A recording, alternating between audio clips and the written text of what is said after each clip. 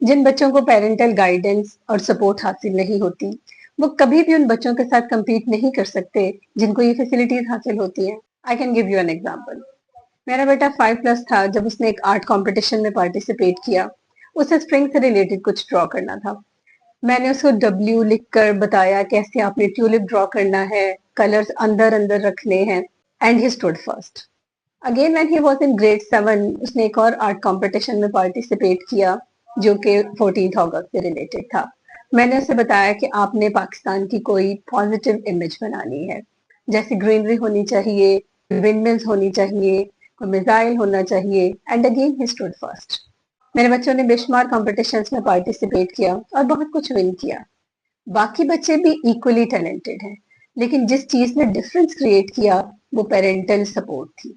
आप भी अपने बच्चों को सपोर्ट करें, आपके बच्चे भी जिंदगी में बहुत कुछ विन करेंगे।